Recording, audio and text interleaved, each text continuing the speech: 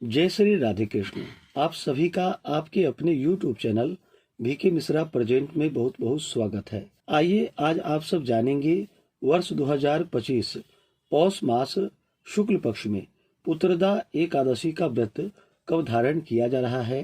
तो जानेंगे व्रत के शुभ मुहूर्त के बारे में, पारण का क्या समय होगा, पारण कब और किस चीज से किया जाएगा।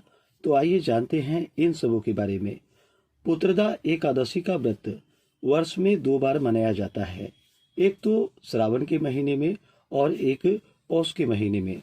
दोनों ही शुक्ल पक्ष की एकादशी के दिन जो कि पुत्रदा एकादशी का व्रत धारण किया जाता है। यह व्रत संतान प्रदायक व्रत है। जो भी संतान इच्छुक भक्त हों उन्हें अवश्य ही पुत्रदा एकादशी का व्रत धारण करना चाहिए और इस दिन भगवान विष्णु, माता लक्ष्मी का पूरे विधि विधान के साथ पूजन करना चाहिए तथा भगवान श्री कृष्ण की पूजा करनी चाहिए। आप सभी भक्तों को पुत्रदा एकादशी व्रत की ढेर सारी शुभकामनाएं। आप सभी के जीवन में लक्ष्मी नारायण की कृपा से आप सभी को सभी प्रकार के सुख और समृद्धि की प्राप्ति हो। एकादशी का व्रत जो कि प्रत्येक माह के कृष्ण पक्ष और शुक्ल पक्ष की एकादशी तिथि के दिन धारण किया जाता है। इसे एकादशी या 11 व्रत के नाम से जाना जाता है। यह सभी प्रकार के पापों को नष्ट करने वाली है। जब व्यक्ति के पाप नष्ट होते हैं तभी उनके पुण्य उदित हो पाते हैं, उसके बाद ही सांसारिक सुखों की प्राप्ति हो पाती है। तो आइए जानते हैं पुत्रदा एकादशी व्रत के शुभ मुहूर्त और पारण समय के बारे में।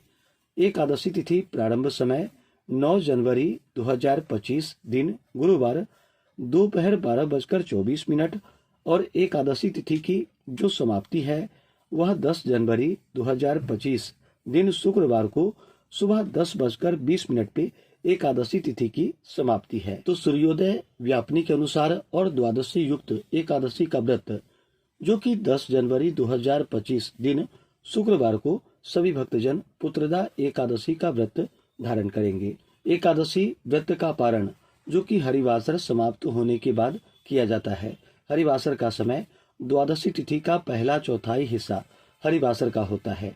तो द्वादशी तिथि की जो समाप्ति है वह 11 जनवरी 2025 दिन शनिवार को सुबह 8:22 पे द्वादशी तिथि की समाप्ति है। तो पारण का समय 11 जनवरी को सुबह 7:15 से सुबह 8:21 तक पुत्रदा एकादशी व्रत का पारण किया जाएगा। इस व्रत का पारण गोमयेन पारणम यानी कि गाय के गोबर से व्रत का पारण है। यह संभव ना हो पाए तो आप जल, फल या तुलसी दल से व्रत का पारण करें।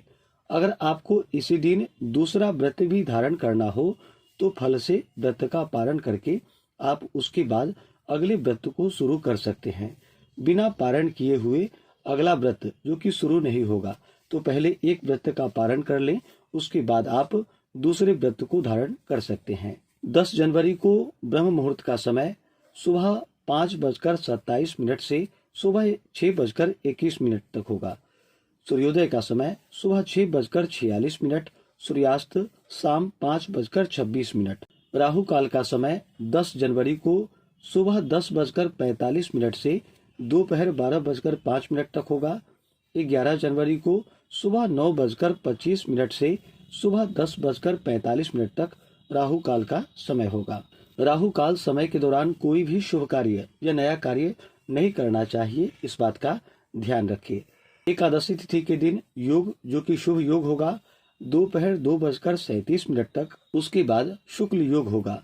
नक्षत्र जो कि कृतिका नक्षत्र दोपहर 1:45 तक होगा, उसके बाद रोहिणी नक्षत्र होगा। इस दिन भगवान का पूरे विधि विधान के साथ गंध पुष्प धूप दीप आदि से पूजा करें, भगवान को तुलसी दल अर्पित करें, काले तिल चढ़ाएं, अनेक प्रकार का नैवेद्य आदि भगवान को अर्पित करें।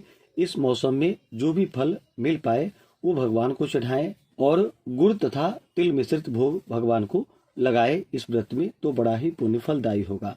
जब भी भोग लगाते हैं तो तुलसी दल डाल करके ही भगवान को भोग लगानी चाहिए।